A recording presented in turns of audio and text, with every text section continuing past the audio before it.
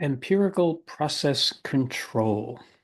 If you work in an agile environment, you might also say that you work in an empirical environment, an environment where we do not have all the answers to all our questions. And one of the best ways to understand the answers to those questions is to engage in the work, to execute, to experience it. That in itself will reveal many of the answers to our questions.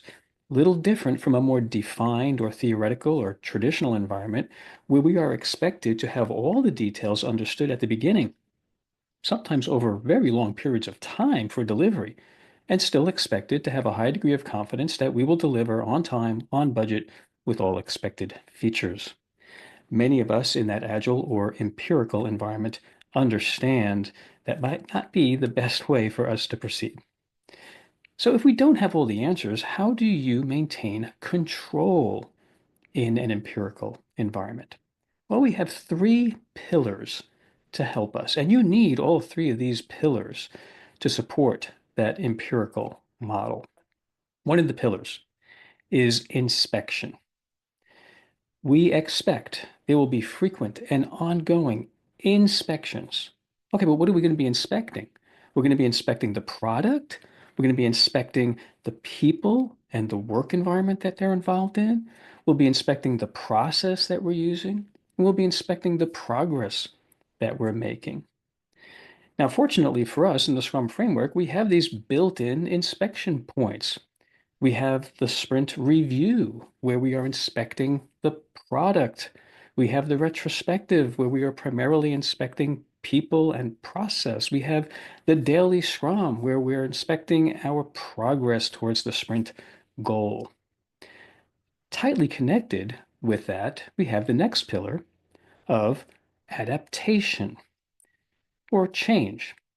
Once we've inspected, we might discover we have to change some things if we want to get better, if we want to continuously improve.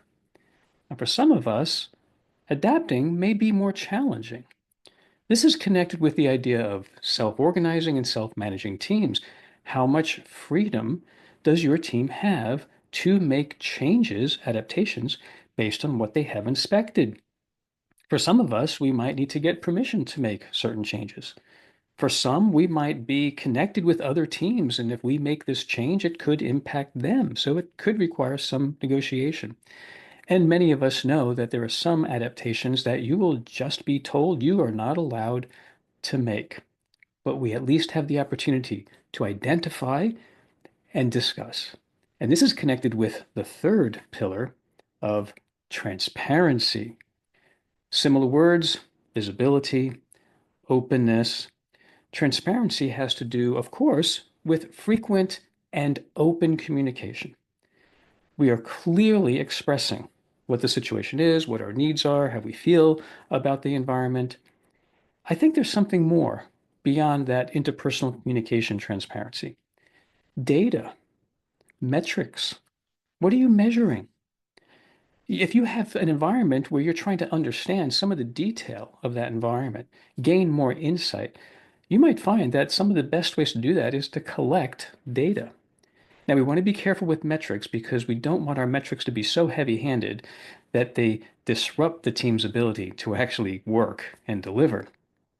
Through discussion, we determine what are the best metrics that could help improve our transparency.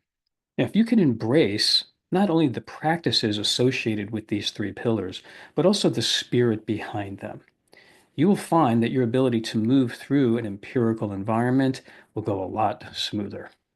Thank you.